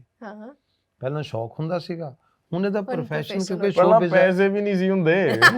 ਪਹਿਲਾਂ ਇਕੱਲਾ ਸ਼ੌਂਕ ਸੀਗਾ, ਅਰੇ ਵੀ ਅੱਗੇ ਵੀ ਤੂੰ ਵਿੱਤੋਂ ਵੱਧ ਕਰਦਾ, ਹੁਣ ਵੀ ਵਿੱਤੋਂ ਵੱਧ ਕਰੀ ਜਾਂਦਾ। ਨਾਓ ਕਮਿੰਗ ਟੂ ਯੂ, ਸਰ ਤੋਂ ਕੋਈ ਚੀਜ਼ ਮਨਵਾਣੀ ਹੋਵੇ ਤੇ ਕਿਵੇਂ ਮਨਾਉਂਦੇ ਹੋ ਤੁਸੀਂ? ਮੰਮੀ ਨੂੰ ਜਾ ਕੇ ਕਹਿ ਦਈਦਾ ਕਿ ਆ ਚੀਜ਼ ਕਰਨੀ ਹੈ। ਮੈਂ ਤਾਂ ਮੰਨੇ ਬਣਾਈ ਹੈ। ਇਹਨਾਂ ਨੇ ਤੱਕ ਇਹਨਾਂ ਨੂੰ ਕੋਈ ਪਾਪਾ ਐ ਕਰ ਲਈਏ, ਆਪਦੀ ਮੰਮੀ ਨੂੰ ਪੁੱਛ, ਐ ਕਰ ਲਈਏ ਆਪਦੀ ਮੰਮੀ ਨੂੰ ਪੁੱਛ। ਸੋ ਡਿਸੀਜਨ ਤਾਂ ਮੰਮੀ ਉਹ ਲੈਂਦੇ ਨੇ। Decision maker. ਅਸੀਂ ਮਸਤ ਹਾਂ ਬਿਲਕੁਲ, ਇੱਕ ਬੰਦੇ ਜ਼ਿੰਮੇਵਾਰੀ ਦੇ ਕੇ ਅਸੀਂ ਰਿਲੈਕਸਡ ਹਾਂ। ਤੇ ਜੇ ਮੈਮ ਨਾਰਾਜ਼ ਹੋ ਜਾਣ ਸਰ ਤੋਂ, ਤੇ ਸਰ ਮਨਾਉਣ ਲਈ ਕੀ ਕਰਦੇ ਨੇ? ਨਹੀਂ, ਮੈਂ ਹੁਣ ਇਹਨਾਂ ਦੀ ਪਰਸਨਲ ਲਾਈਫ ਤੇ ਤਾਂ ਕਮੈਂਟ ਨਹੀਂ ਕਰਨਾ ਚਾਹੁੰਦਾ, ਪਰ ਮੈਨੂੰ ਲੱਗਦਾ ਕਿ ਕਈ ਵਾਰੀ ਕੀ ਹੁੰਦਾ ਕਿ ਲੜਾਈ ਮਮ ਡੈਡ ਦੀ ਨਾ ਇੱਕ ਬੜੀ ਵਧੀਆ ਟ੍ਰੀਟੀ ਹੋਈ ਹੈ। ਉਹ ਟ੍ਰੀਟੀ ਇਹ ਹੈ ਕਿ ਇਹਨਾਂ ਨੇ ਉਹ ਡਿਸੀਜਨ ਲਏ ਸੀ ਵਿਆਹ ਵੇਲੇ 3 ਕਿ ਜੇ ਕੋਈ ਬੰਦਾ ਲੜੂਗਾ, ਜਦੋਂ ਲੜਾਈ ਹੋਊਗੀ ਤਾਂ ਕੋਈ ਬੰਦਾ ਘਰ ਛੱਡ ਕੇ ਨਹੀਂ ਜਾਊਗਾ, ਮਤਲਬ ਗੁੱਸਾ ਕਰਕੇ ਬਾਹਰ ਨਹੀਂ ਨਿਕਲਣਾ, ਹਨਾ। ਦੂਜਾ ਇਹ ਸੀ ਕਿ ਜਦੋਂ ਕਿਸੇ ਦੀ ਲੜਾਈ ਹੋਗੀ ਦੋਨਾਂ ਜਾਣਿਆਂ ਦੀ, ਤਾਂ ਰੋਟੀ ਨਹੀਂ ਕੋਈ ਛੱਡੂਗਾ ਕਿ ਮੈਂ ਰੋਟੀ ਨਹੀਂ ਖਾਣੀ, ਕਿ ਰੋਟੀ ਤੁਸੀਂ ਆਪਦੀ ਉਵੇਂ ਖਾਣੀ ਹੈ। ਤੀਜੀ ਇਹ ਸੀ ਕਿ ਜਿਹਦੀ ਮਰਜ਼ੀ ਗਲਤੀ ਹੋਵੇ ਸੌਰੀ ਪਾਪਾ ਨੇ ਕਹਿਣਾ, ਸਿੰਪਲ ਠੀਕ ਹੈ ਨਾ। ਪਹਿਲੇ ਤਾਂ ਦਿਨ ਹੁਣ ਪਾਪਾ ਤੀਜਾ ਤਾਂ ਨਹੀਂ ਇੰਨਾ ਮੰਨਦੇ ਪਰ ਪਰ ਆਏ ਆ ਮੰਨਦਾ ਜਦ ਸਾਡਾ ਵਿਆਹ ਹੋਇਆ ਮੈਂ ਕਿਹਾ ਦੇਖ ਲੜਾਈ ਸਭ ਦੀ ਹੁੰਦੀ ਆਪਣੀ ਹੋਊਗੀ ਪਰ ਲੜਾਈ ਦਾ ਸਪੈਨ 5 ਮਿੰਟ ਤੋਂ ਵੱਧ ਨਹੀਂ ਹੋਏਗਾ। ਦੂਸਰਾ ਤੇਰਾ ਸੁਭਾਅ ਗਰਮ ਹੈ ਮੇਰਾ ਠੰਡਾ ਹੈ ਇਸ ਲਈ ਕਸੂਰ ਤੇਰਾ ਹੋਵੇ ਮੇਰਾ ਹੋਵੇ ਮਾਫੀ ਮੈਂ ਹੀ ਮੰਗਣੀ ਹੈ ਤੂੰ ਰਿਲੈਕਸ ਹੋ ਜਾ। ਮੈਂ ਲੇਟੈਸਟ ਆਪਣੀ ਜਿਹੜੀ ਗੱਲ ਮੀਆਂ ਬੀਵੀ ਦੇ ਰਿਲੇਸ਼ਨ ਬਾਰੇ ਨਾ 2 ਲਾਈਨਾਂ 'ਚ ਕਵਿਤਾ ਲਿਖੀ ਆ ਉਹ ਹੈ ਕਿ ਖਾਵਾਂ ਪੀਵਾਂ ਜੀਵਾਂ ਥੀਵਾਂ ਜਾਵਾਂ ਆਵਾਂ ਤੇਰੇ ਨਾਲ ਖਾਵਾਂ ਪੀਵਾਂ ਜੀਵਾਂ ਥੀਵਾਂ ਜਾਵਾਂ ਆਵਾਂ ਤੇਰੇ ਨਾਲ ਫਿਰ ਵੀ ਜੇ ਤੂੰ ਖੁਸ਼ ਨਹੀਂ ਅੜੀਏ ਕਿੱਧਰ ਜਾਵਾਂ ਤੇਰੇ ਨਾਲ ਸੋ ਜਾਣਾ ਨਾ ਅੜੀਏ। ਬਹੁਤ ਸੋਹਣੀ ਕਵਿਤਾ। ਐਂਡ ਡੈਡ ਦਾ ਫੇਵਰਿਟ ਤਕਿਆ ਕਲਾਮ? ਜਦ ਤੂੰ ਪਿਓ ਬਣੇਗਾ ਉਦੋਂ ਤੈਨੂੰ ਪਤਾ ਲੱਗੂਗਾ। ਹਰ ਗੱਲ ਦਾ ਉਹੀ ਜਵਾਬ। ਐਂਡ ਮੇਜਰਲੀ ਕਿਹੜੀ ਚੀਜ਼ ਤੇ ਸੁਣਨ ਨੂੰ ਮਿਲਦਾ? ਉਹੀ ਜਦੋਂ ਘਰੇ ਲੇਟ ਆਈਦਾ ਜਾਂ ਕਈ ਵਾਰੀ ਲੰਘਣ ਵੇਲੇ ਉਹ ਕਹਿੰਦੇ ਨੇ ਤੂੰ ਕੱਲਾ ਚੱਲਿਆ ਇੱਧਰ ਤੋਂ ਇਹ ਕਰ ਲਓ ਉਹੀ ਜਦੋਂ ਆਪਦੀ ਕੋਈ ਗੱਲ ਦੱਸਣੀ ਹੋਵੇ ਇਹਨਾਂ ਨੇ ਸਹੀ ਗਲਤ ਤੇ ਆਪਾਂ ਮੰਨੀਏ ਨਾ ਭਾਵੇਂ ਰੋਟੀ ਨਹੀਂ ਖਾ ਰਹੇ ਯਾਰ ਪਾਪਾ ਖਾ ਲੂੰਗਾ ਰੋਟੀ ਤੂੰ ਜਦੋਂ ਪਿਓ ਬਣਾਏਗਾ ਨਾ ਉਹ ਕਰਦੇ ਵੀ ਫਿਰ ਥੋੜੇ ਨਾ ਡਰਾਮੈਟਿਕ ਜਿਹੇ ਉਹਦੇ ਨਾਲ ਇਫੈਕਟ ਦੇ ਨਾਲ ਥੋੜੇ ਸਲੋ ਇਹ ਵੀ ਤੈਨੂੰ ਪਤਾ ਲੱਗੂਗਾ ਡਰਾਮੈਟਿਕ ਹੈ ਜਦ ਤੂੰ ਪਿਓ ਬਣੇਗਾ ਤੈਨੂੰ ਪਤਾ ਲੱਗੂਗਾ। ਅਸਲ 'ਚ ਨਾ ਬੇਟਾ ਇਹ ਮਸ਼ਹੂਰ ਹੈ ਕਿ ਮਾਵਾਂ ਦਾ ਬੱਚਿਆਂ ਨੂੰ ਬਹੁਤ ਪਿਆਰ ਹੁੰਦਾ ਪਰ ਪਿਓ ਦੀ ਇੱਕ ਬੜੀ ਵੱਖਰੀ ਕਿਸਮ ਦੀ ਬੌਂਡਿੰਗ ਹੈ ਖਾਸ ਕਰ ਮੁੰਡਿਆਂ ਦਾ ਪਿਓ। ਜਦ ਤੱਕ ਤੁਹਾਡੇ ਬੱਚੇ ਸੜਕਾਂ ਤੇ ਤੁਰੇ ਫਿਰਦੇ ਆ ਪਿਓ ਸੌਂ ਨਹੀਂ ਸਕਦਾ। ਸਾਡੇ ਪਟਿਆਲੇ ਦੀ ਕਹਾਣੀ ਹੈ ਕੋਈ ਬੱਚੀ ਉਹਦੇ 5 ਭਰਾ ਸੀਗੇ ਉਹਨੂੰ ਕਿਸੇ ਨੇ ਉਹਦੇ ਫਾਦਰ ਕੁੜੀ ਹੋ ਗਈ ਉਹਦੇ ਤੇ ਉਹਦੇ ਫਾਦਰ ਨੂੰ ਕਹਿੰਦਾ ਫਾਦਰ ਕਹਿੰਦਾ ਵਧਾਈਆਂ ਭਾਈ ਤੇਰੇ ਕੁੜੀ ਹੋ ਗਈ ਆਪਣੀ ਬੇਟੀ ਨੂੰ ਕਹਿੰਦੀ ਕਮਾਲ ਹੈ ਤੁਸੀਂ ਮੇਰੇ ਕੁੜੀ ਹੋ ਗਈ ਪੁਰਾਣੀ ਗੱਲ ਕਹਿੰਦਾ ਮੇਰੇ 5 ਮੁੰਡੇ ਆ ਸਾਰਿਆਂ ਨੂੰ ਮੇਰੀ ਜਿੰਦੇ ਖੋਲਦੇ ਲੰਘ ਇੱਕ ਚਲਾ ਗਿਆ ਇੱਕ ਆ ਗਿਆ ਇੱਕ ਚਲਾ ਗਿਆ ਇੱਕ ਆ ਗਿਆ। ਸੋ ਜਦ ਤੱਕ ਬੱਚੇ ਸੜਕਾਂ ਤੇ ਨੇ ਤੁਸੀਂ ਨਹੀਂ ਸੌਂ ਸਕਦੇ ਰਿਲੈਕਸ ਨਹੀਂ ਹੋ ਸਕਦੇ। ਐਗਜ਼ੈਕਟਲੀ। ਐਂਡ ਲਾਸਟ ਵਨ ਕੋਈ ਇੱਕ ਗੱਲ ਜਾਂ ਕੋਈ ਇੱਕ ਸ਼ਬਦ ਜੋ ਤੁਹਾਨੂੰ ਪਤਾ ਹੈ ਕਿ ਇਹ ਮੈਂ ਡੈਡ ਮੂਹਰੇ ਬੋਲਤਾ ਤੇ ਡੈਡ ਨੂੰ ਪਸੰਦ ਨਹੀਂ ਆਉਣਾ? ਡੈਡ ਨੂੰ ਪਸੰਦ ਆਉਣਾ ਹਾਂ ਜਦੋਂ ਰੋਟੀ ਖਾ ਰਹੇ ਆ ਨਾ ਉਦੋਂ ਮਤਲਬ ਹੁਣ ਵੀ ਮੈਂ ਬੋਲਤਾ ਡੈਡੀ ਨੂੰ ਉਹ ਹੋ ਜਾਣਾ ਰੋਟੀ ਖਾਣ ਵੇਲੇ ਕੋਈ ਗੰਦ ਗੁੰਦ ਦੀ ਗੱਲ ਨਹੀਂ ਕਰ ਸਕਦਾ ਜਿਵੇਂ ਆਪਾਂ ਨਾ ਮਜ਼ਾਕ 'ਚ ਨਹੀਂ ਕਹਿ ਦਿੰਦੇ ਕਿ ਯਾਰ ਇਹ ਤਾਂ ਇਹੋ ਜਿਹੀ ਚੀਜ਼ ਆ ਇਹ ਤਾਂ ਇਹੋ ਜਿਹੀ ਚੀਜ਼ ਆ। ਡੈਡ ਨੂੰ ਰੋਟੀ ਖਾਣ ਵੇਲੇ ਜੇ ਕੋਈ ਡਰਟੀ ਡਿਸਗਸਟਿੰਗ ਜੀ ਗੱਲ ਕਰ ਦੋ ਤਾਂ ਇਹ ਰੋਟੀ ਛੱਡ ਦੇਣਗੇ ਤਾਂ ਇਹਨਾਂ ਨੇ ਸਿਰਫ ਬੜੇ ਪੀਸਫੁਲੀ ਰੋਟੀ ਖਾਣੀ ਹੁੰਦੀ ਆ। ਇਹ ਕਦੇ ਜਾਣ ਕੇ ਕਰਨ ਦੀ ਕੋਸ਼ਿਸ਼ ਕੀਤੀ? ਹਮੇਸ਼ਾ ਹਮੇਸ਼ਾ ਦੈਟਸ ਦ ਹੋਲ ਪੁਆਇੰਟ। ਰੋਟੀ ਖਾਂਦੇ ਵੀ ਇਹਨੇ ਮਸਤ ਨੇ ਨਾ। ਇੱਕ ਦਿਨ ਕੀ ਹੋਇਆ ਲੋਕਡਾਊਨ ਦਾ ਟਾਈਮ ਸੀ ਤੇ ਲੋਕਡਾਊਨ 'ਚ ਆਪਾਂ ਸਾਰੇ ਜਾਣੇ ਪਕੌੜੇ ਪਕੂੜੇ ਖੀਰ ਪੂੜੇ ਸਾਰਾ ਕੁਝ ਬਣਾ ਰਹੇ ਸੀਗੇ ਤੇ ਮੈਂ ਨਾ ਲੋਕਡਾਊਨ 'ਚ ਖੀਰ ਬਣਾਈ ਇੰਨੀ ਵਧੀਆ ਖੀਰ ਬਣਾਈ ਤੇ ਖੀਰ ਬਣਾ ਕੇ ਮੈਂ ਕੁੱਕ ਬਹੁਤ ਅੱਛਾ ਵੈਸੇ ਤੇ ਆਸਟ੍ਰੇਲੀਆ ਤੋਂ ਬਣ ਕੇ ਆਸਟ੍ਰੇਲੀਆ ਤੇ ਮੈਂ ਖੀਰ ਬਣਾ ਕੇ ਪਹਿਲਾਂ ਉਹ 'ਚੋਂ ਸਾਰੀ ਭਾਫ ਕੱਢੀ ਠੰਡੀ ਕੀਤੀ ਬਾਹਰ ਰੱਖ ਕੇ ਫਿਰ ਜਦੋਂ ਹੋ ਗਈ ਫਿਰ ਮੈਂ ਖੀਰ ਨੂੰ ਚੱਕ ਕੇ ਫਰੀਜ਼ਰ 'ਚ ਰੱਖਿਆ ਉਹਨੂੰ ਹੋਰ ਠੰਡਾ ਕੀਤਾ ਫਿਰ ਮੈਂ ਫਰੂਟਸ ਕੱਟ ਕੇ ਖੀਰ 'ਚ ਪਾਏ ਐਨ ਪ੍ਰੋਪਰ ਫਿਰ ਮੈਂ ਅੱਡ ਨਟਸ ਲਏ ਮੈਂ ਡਰਾਈ ਫਰੂਟਸ ਲਏ ਐਨ ਚੰਗੀ ਤਰ੍ਹਾਂ ਮਤਲਬ ਇੱਕ ਵਧੀਆ ਪ੍ਰੈਜੈਂਟੇਸ਼ਨ ਨਾ ਜੇ ਮਤਲਬ ਤੁਸੀਂ ਰੈਸਟੋਰੈਂਟ ਤੋਂ ਖਰੀਦੋ 250 ਰੁਪਏ ਵਾਲੀ ਖੀਰ ਤਿਆਰ ਕੀਤੀ। ਅੱਛਾ ਤੇ ਮੈਂ ਪਾਪਾ ਨੂੰ ਕਿਹਾ ਪਾਪਾ ਖੀਰ ਖਾਓਗੇ? ਹਾਂ ਪਾਪਾ ਕਹਿੰਦੇ ਹਾਂ ਦਿਓ। ਮੈਂ ਪਾਪਾ ਨੂੰ ਖੜਤੇ ਇਹਨੇ ਫੜੀ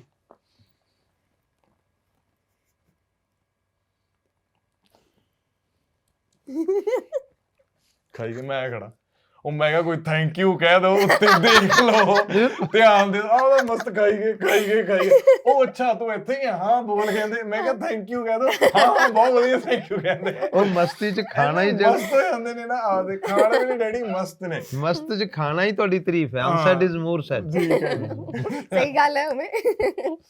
ਤੇ ਹੁਣ ਵਾਰੀ ਹੈ ਆਡੀਅנס ਦੇ ਕੁਝ ਕੁਐਸਚਨਸ ਦੀ ਜਿਨ੍ਹਾਂ ਦੇ ਤੁਸੀਂ ਜਵਾਬ ਦੇਣੇ ਨੇ। पाजी पब्लिक को इतना प्यार कैसे कर लेते हो आप? ਪਬਲਿਕ ਇੰਨਾ ਪਿਆਰ ਕਰਦੀ ਹੈ ਤਾਂ ਪਿਆਰ ਤਾਂ ਦੇਣ ਲੈਣ ਦਾ ਰਿਸ਼ਤਾ ਹੁੰਦਾ ਜਿੰਨਾ ਪਿਆਰ ਮਿਲਦਾ ਅਸੀਂ ਤਾਂ ਉਹਨਾਂ ਨੂੰ ਵੀ ਪਿਆਰ ਕਰਦੇ ਜਿਹੜੇ ਪਿਆਰ ਨਹੀਂ ਕਰਦੇ। ਸਵਾਲ ਬਾਈ ਉਹਨੂੰ ਬਈ ਪੁੱਛਣਾ ਭਰਾ ਬੋਡੀ ਕਿਵੇਂ ਬਣਾਈ ਆ ਯਾਰ ਸਾਡੇ ਤੋਂ ਤਾਂ ਬਣਦੀ ਨਹੀਂ ਯਾਰ ਬਸ ਆਹ ਪੁੱਛਣਾ ਯਾਰ ਉਹਨੂੰ ਬਸ ਉਹੀ ਮਿਹਨਤ ਲਾ ਕੇ ਬਸ ਟਾਈਮ ਦੇ ਨਾਲ ਪੇਸ਼ੈਂਸ ਦੇ ਨਾਲ ਬੋਡੀ ਦਾ ਹਾਲੇ ਕਿਸੇ ਦੀ ਵੀ ਨਹੀਂ ਬਣਦੀ ਕੋਈ ਬੰਦਾ ਸੈਟੀਸਫਾਈਡ ਨਹੀਂ ਹੁੰਦਾ। ਅੱਜ ਮੇਰੀ ਜਿਹੜੇ ਮੇਰੇ ਟ੍ਰੇਨਰ ਨੇ ਭਾਜੀ ਆਦੇਸ਼ ਵੀਰ ਉਹਨਾਂ ਨਾਲ ਮੈਂ ਡਿਸਕਸ ਕਰ ਰਿਹਾ ਸੀ ਉਹ ਪ੍ਰੋਫੈਸ਼ਨਲ ਐਥਲੀਟ ਨੇ ਤੇ ਮੈਂ ਉਹਨਾਂ ਨੂੰ ਪੁੱਛ ਰਿਹਾ ਸੀ ਇੱਕ ਪਾਰਟਿਕੂਲਰ ਮਸਲ ਬਾਰੇ ਕਿ ਆਹ ਮਸਲ ਦੀ ਤੁਹਾਡੀ ਗਰੋਥ ਬੜੀ ਵਧੀਆ ਇਹਦਾ ਕਿਵੇਂ ਹੁੰਦਾ ਤਾਂ ਉਹਨਾਂ ਨੇ ਆਹ ਗੱਲ ਕਹੀ ਸੀ ਕਿ ਯਾਰ ਕੋਈ ਵੀ ਬੰਦਾ ਸੈਟੀਸਫਾਈਡ ਨਹੀਂ ਹੈਗਾ ਮੈਂ ਆਪਣੀ ਬੋਡੀ ਤੋਂ ਸੈਟੀਸਫਾਈਡ ਨਹੀਂ ਤੂੰ ਆਪਣੀ ਤੋਂ ਨਹੀਂ ਕੋਈ ਹੋਰ। ਸੋ ਆਈ ਥਿੰਕ ਔਨ ਗੋਇੰਗ ਜਿਹਾ ਪ੍ਰੋਸੈਸ ਆ ਤੁਸੀਂ ਜਿਵੇਂ ਸਵੇਰੇ ਉੱਠ ਕੇ ਬਰਸ਼ ਕਰਦੇ ਹੋ ਉੱਠ ਕੇ ਜਿਮ ਜਾਂਦੇ ਹੋ ਸੋ ਆਈ ਫੀਲ ਕਿ ਇਟਸ ਲਾਈਫਸਟਾਈਲ ਹੀ ਹੈ। ਐਂਡ ਆਈ ਥਿੰਕ ਬਹੁਤ ਸਾਰੇ ਫੈਨਸ ਜੋ ਨੇ ਉਹ ਮੋਟੀਵੇਟ ਹੁੰਦੇ ਨੇ ਤੁਹਾਡੀ ਫਿਟਨੈਸ ਨੂੰ ਵੇਖ ਕੇ। ਨੈਕਸਟ ਕੁਐਸਚਨ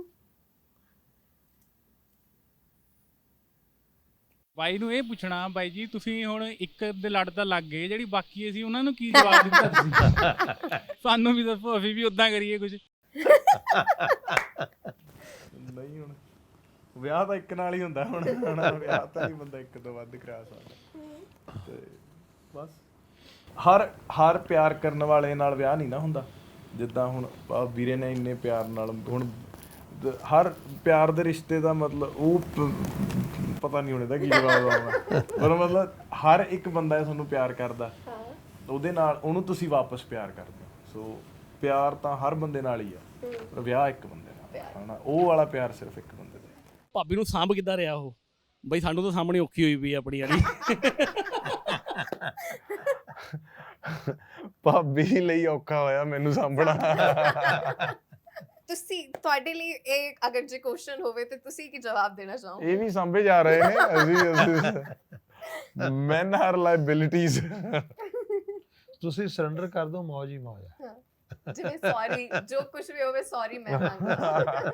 ਤੇ ਤੁਹਾਡੇ ਲਈ ਨਾ ਅਸੀਂ ਤੁਸੀਂ ਤੱਥਾਂ ਦੇ ਆਧਾਰ ਤੇ ਗੱਲ ਕਰਦੇ ਆ ਤੇ ਹਾਰ ਜਾਂਦੇ ਆ, ਕਿਉਂਕਿ ਗਲਤ ਹੋਈਦਾ। ਸਹੀ ਹੈ। ਨੈਕਸਟ, ਮਾਡਲਿੰਗ ਵੀ ਘੱਟੇ ਵਧੇ ਆ ਰਹੇ ਨੇ, ਬਸ ਐਂ ਕਿ ਆਉਣ ਤਾਂ ਵਧੀਆ ਗੱਲ ਹੈ ਜੀ।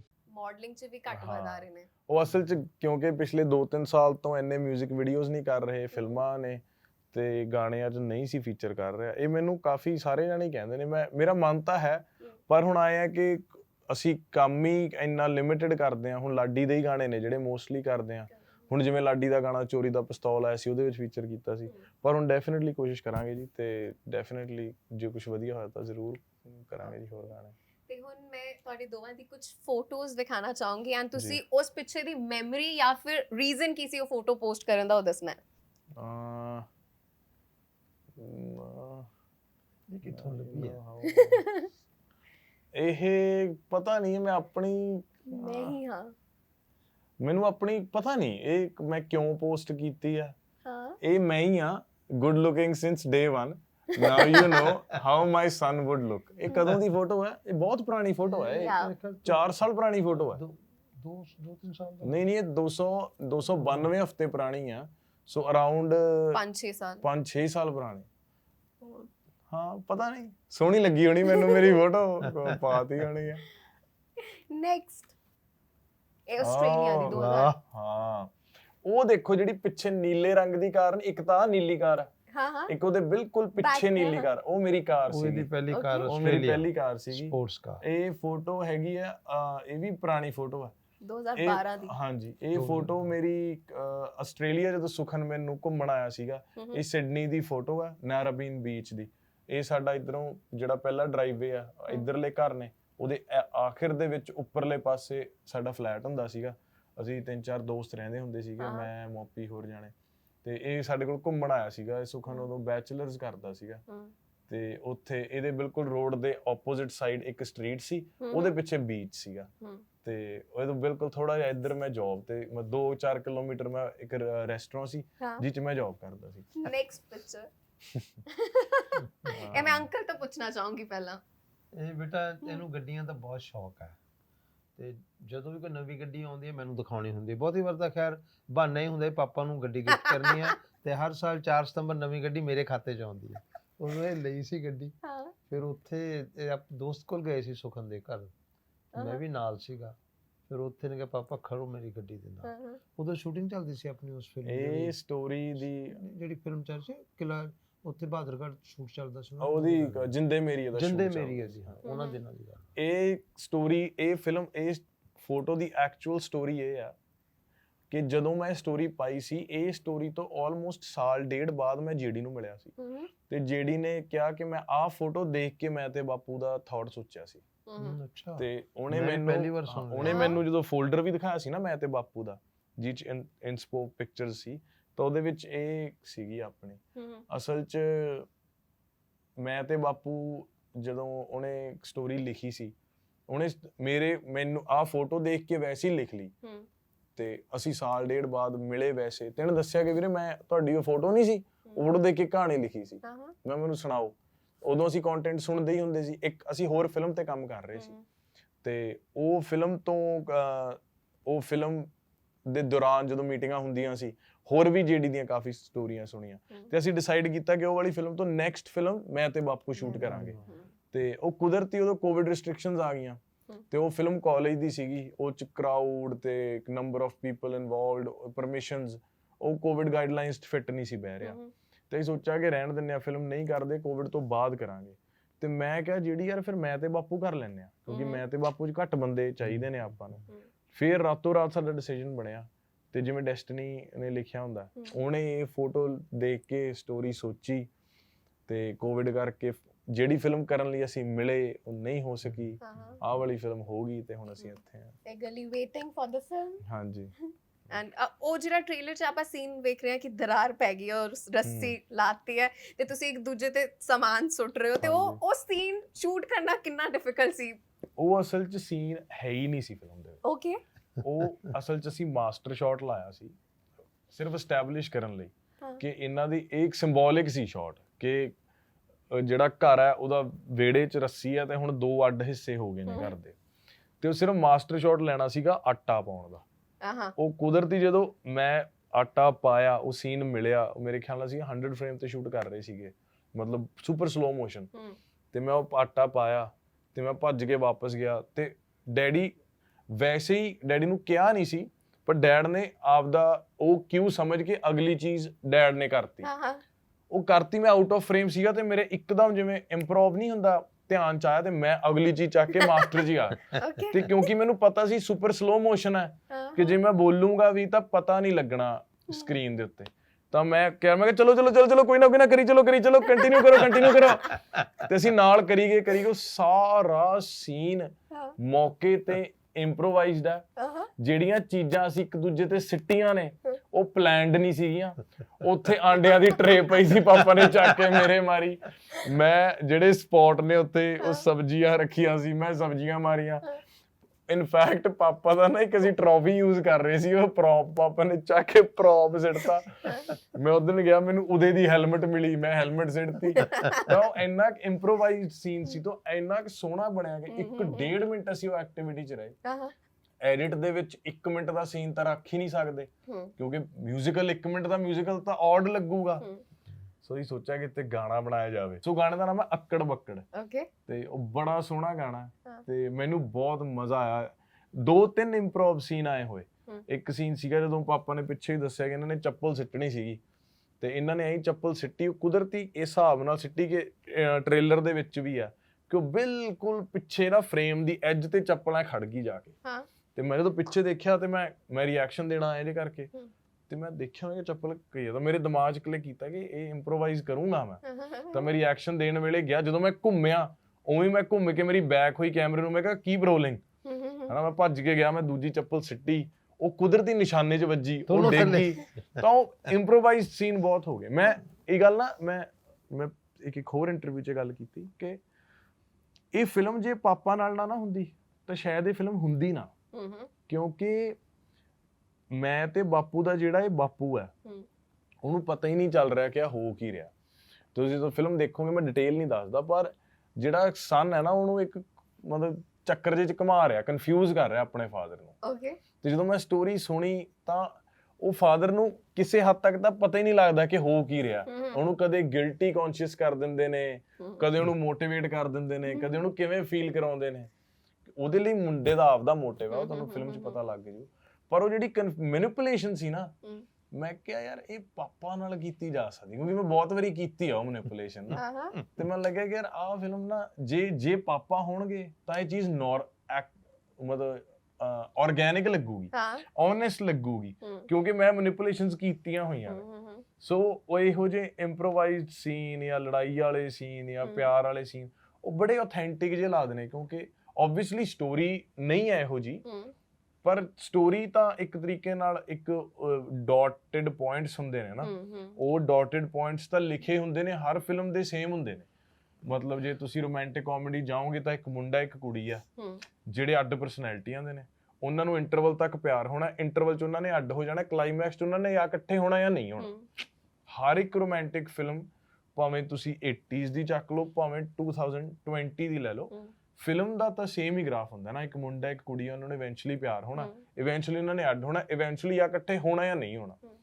ਜਿਹੜੀ ਰਿਵੈਂਜ ਵਾਲੀ ਫਿਲਮ ਹੋਊਗੀ ਉਹਦੇ ਵਿੱਚ ਇੱਕ ਬੰਦਾ ਹੋਊਗਾ, ਜਾਂ ਤਾਂ ਉਹ ਬਹੁਤ ਅਗਰੈਸਿਵ ਹੈ ਜਾਂ ਬਹੁਤ ਪੈਸਿਵ ਹੈ, ਉਹਦੇ ਨਾਲ ਕੁਝ ਇਹੋ ਜਿਹਾ ਹੋਊਗਾ ਕਿ ਜੋ ਅਗਰੈਸਿਵ ਹੈ ਤਾਂ ਬਹੁਤ ਜ਼ਿਆਦਾ ਅਗਰੈਸਿਵ ਹੋ ਜਾਊਗਾ, ਪੈਸਿਵ ਹੈ ਤਾਂ ਅਗਰੈਸਿਵ ਹੋ ਜਾਊਗਾ। ਤਾਂ ਮੈਨੂੰ ਲੱਗਦਾ ਕਿ ਉਹ ਸਕਰੀਨ ਪਲੇ ਦੀਆਂ ਤਾਂ ਉਹੀ ਥਿਊਰੀਜ਼ ਹੁੰਦੀਆਂ ਨੇ, ਇਮੋਸ਼ਨਸ ਤਾਂ ਉਹੀ ਨੇ, ਪਰ ਜਿਹੜੀ ਜਰਨੀ ਆ ਉਹ ਈਦਰ ਬਿਲੀਵੇਬਲ ਹੁੰਦੀ ਹੈ ਜਾਂ ਬਿਲੀਵੇਬਲ ਨਹੀਂ ਹੁੰਦੀ। ਮਤਲਬ ਤੁਸੀਂ ਕੋਸ਼ਿਸ਼ ਤਾਂ ਕਰਦੇ ਹੋ ਕਿ ਹਰ ਵਾਰੀ ਬਿਲੀਵੇਬਲ ਹੋਵੇ, ਕਈ ਜਰਨੀਜ਼ ਨਾਲ ਆਡੀਅנס ਨਹੀਂ ਕਨਵਿੰਸ ਹੁੰਦੀ, ਕਈ ਨਾਲ ਹੋ ਜਾਂਦੀ ਹੈ। ਸੋ ਆਈ ਫੀਲ ਇਹ ਫਿਲਮ ਦੇ ਵਿੱਚ ਜਿਹੜੀ ਜਰਨੀ ਆ, I really hope ਕਿ ਆਡੀਅנס ਕਨਵਿੰਸ ਹੋ ਜੇ, ਕਿਉਂਕਿ ਬੜੀ ਆਥੈਂਟਿਕ ਤੇ ਬੜੀ ਆਰਗੈਨਿਕ ਹੈ, ਐਂਡ ਆਈ ਫੀਲ ਕਿ ਡੈਡ ਦੇ ਹੋਣ ਦੇ ਨਾਲ ਉਹ ਚੀਜ਼ ਪੋਸੀਬਲ ਹੋਈ।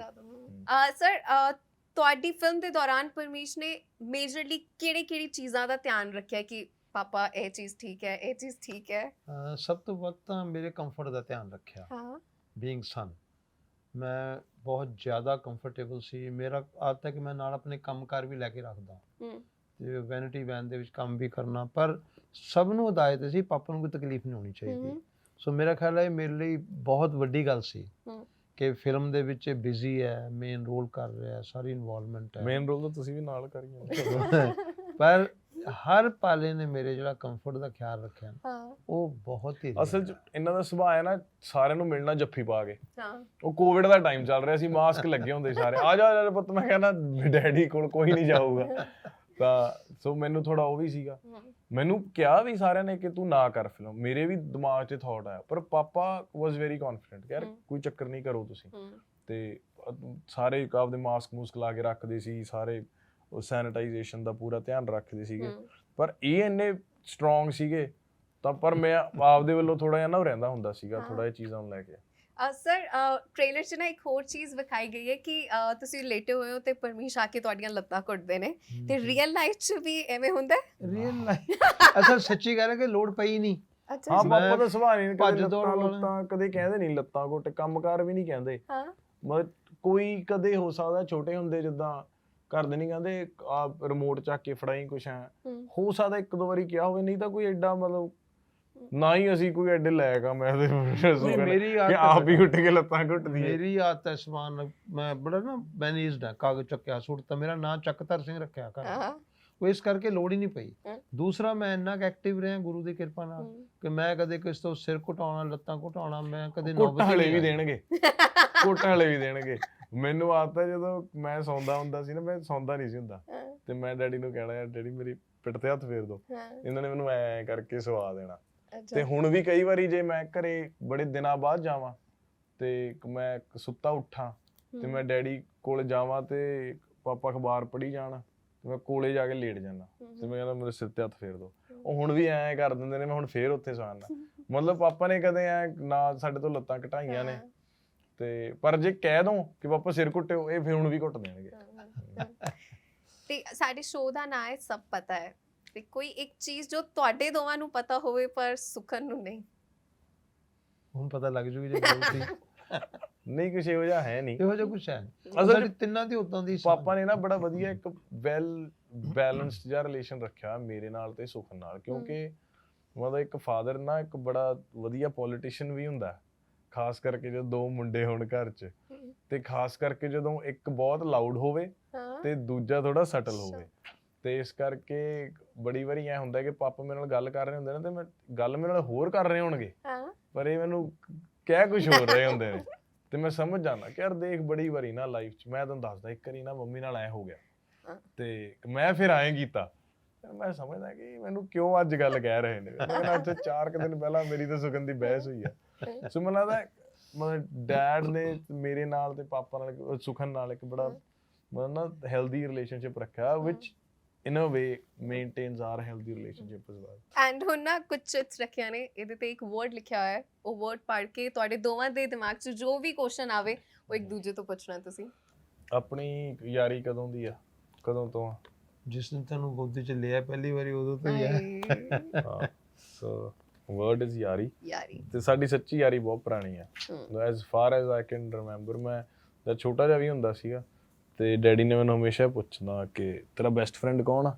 ਮੈਂ ਕਹਿਣਾ ਤੁਸੀਂ, ਕਿਉਂਕਿ ਵੀ ਵਰ ਐਕਚੁਅਲ ਬੈਸਟ ਫਰੈਂਡਸ। ਮੈਂ ਲੈ ਲੈਣਾ ਬੇਟਾ।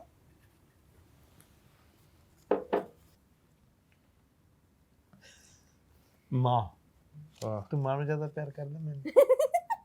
ਤੁਹਾਨੂੰ ਤੁਹਾਨੂੰ ਪਤਾ ਇਹ ਗੱਲ ਦਾ ਸਾਡੇ ਘਰੇ ਇਹ ਗੱਲ ਦਾ ਬੜਾ ਹੁੰਦਾ ਸਾਡੇ ਘਰ ਤਾਂ ਬੜਾ ਉਹ ਘੁੰਮਿਆ ਹੋਇਆ ਰਿਲੇਸ਼ਨ ਆ ਮੈਂ ਸਭ ਤੋਂ ਜ਼ਿਆਦਾ ਪਿਆਰ ਪਾਪਾ ਨੂੰ ਕਰਦਾ ਪਾਪਾ ਸਭ ਤੋਂ ਜ਼ਿਆਦਾ ਪਿਆਰ ਮੰਮੀ ਨੂੰ ਕਰਦੇ ਨੇ ਮੰਮੀ ਸਭ ਤੋਂ ਪਿਆਰ ਜ਼ਿਆਦਾ ਸੁਖਨ ਨੂੰ ਕਰਦੇ ਨੇ ਸੁਖਨ ਸਭ ਤੋਂ ਜ਼ਿਆਦਾ ਪਿਆਰ ਮੈਨੂੰ ਕਰਦਾ ਇਹ ਐਕਚੁਅਲ ਚ ਸਾਡਾ ਸਰਕਲ ਆਫ ਲਾਈਫ ਇਹ ਹੈ ਹਾਂਜੀ ਬਹੁਤ ਬਹੁਤ ਮਜ਼ਾ ਆਇਆ ਤੁਹਾਡੇ ਦੋਵਾਂ ਨਾਲ ਗੱਲ ਕਰਕੇ ਤੇ ਤੁਸੀਂ ਸਾਡੀ ਆਡੀਅנס ਨੂੰ ਕੁਝ ਕਹਿਣਾ ਚਾਹੋਗੇ ਫਿਲਮ ਬਾਰੇ ਹਾਂਜੀ ਸਾਡੀ ਫਿਲਮ ਆ ਰਹੀ ਹੈ ਜੀ ਮੈਂ ਤੇ ਬਾਪੂ 22 ਅਪ੍ਰੈਲ ਨੂੰ ਤੁਸੀਂ ਸਾਰੇ ਜਾਣੇ ਜ਼ਰੂਰ ਆਪਣੇ ਪਰਿਵਾਰ ਨਾਲ ਜਾਇਓ ਫਿਲਮ ਵੇਖਿਓ ਫਿਲਮ ਇੰਜੋਏ ਕਰਿਓ ਆਈ ਬਲੀਵ ਕਿ ਹਾਸੇ ਖੇਡੇ ਦੇ ਨਾਲ ਨਾਲ ਇੱਕ ਬੜਾ ਸਟਲ ਤੇ ਬੜਾ ਖੂਬਸੂਰਤ ਇੱਕ ਫਿਲਮ ਦਾ ਥ੍ਰੈਡ ਹੈ ਜੋ ਕਿ ਤੁਸੀਂ ਬਹੁਤ ਇੰਜੋਏ ਕਰੋਗੇ ਆਈ ਵੁੱਡ ਹਾਈਲੀ ਰეკਮੈਂਡ ਤੁਸੀਂ ਆਪਣੇ ਫਾਦਰ ਨਾਲ ਜ਼ਰੂਰ ਜਾ ਕੇ ਫਿਲਮ ਵੇਖੋ ਸਾਰੀ ਫੈਮਿਲੀ ਨਾਲ ਫਿਲਮ ਵੇਖੋ ਪਰ father son should definitely watch this film ਕਿਉਂਕਿ ਅੱਜ ਮੈਂ ਜ਼ਿੰਦਗੀ 'ਚ ਜਿੱਥੇ ਵੀ ਪਹੁੰਚਿਆ ਮੈਂ ਜੋ ਵੀ ਅਚੀਵ ਕੀਤਾ ਜਿੰਨਾ ਕੁ ਵੀ ਮੈਂ ਅਚੀਵ ਕੀਤਾ ਉਹ ਸਿਰਫ ਇਸ ਗੱਲ ਕਰਕੇ ਅਚੀਵ ਮੈਂ ਕਰ ਸਕਿਆ ਕਿਉਂਕਿ ਮੇਰਾ ਤੇ ਮੇਰੇ ਫਾਦਰ ਦਾ ਇੱਕ ਬੜਾ ਓਪਨ ਰਿਲੇਸ਼ਨ ਸੀ ਜਿੱਥੇ ਜੋ ਮੇਰੇ ਦਿਲ 'ਚ ਸੀ ਮੈਂ ਆਪਣੇ ਫਾਦਰ ਨਾਲ ਕਰ ਸਕਿਆ ਤੇ ਸ਼ਾਇਦ ਕਿਉਂਕਿ ਮੈਂ ਆਪਣੇ ਦਿਲ ਦੀ ਉਹਨਾਂ ਨਾਲ ਸ਼ੇਅਰ ਕਰ ਲਈ ਤਾਂ ਹੀ ਉਹਨਾਂ ਨੂੰ ਪਤਾ ਸੀ ਕਿ ਮੇਰੇ ਦਿਲ 'ਚ ਕੀ ਹੈ ਤੇ ਉਹਨਾਂ ਨੇ ਮੇਰੀ ਦਿਲ ਦੀ ਕੀਤੀ ਸੋ ਜ਼ਰੂਰ ਫਿਲਮ ਵੇਖਿਓ ਐਂਡ ਆਈ ਰੀਲੀ ਹੋਪ ਕਿ ਤੁਹਾਨੂੰ ਫਿਲਮ ਵਧੀਆ ਲੱਗੂਗੀ Thank you very much. Thank you so much for coming. Thank you, sir. Thank you, Thank you, Ganesh. thank you. And thank you for watching our show. Sat Shri Akal.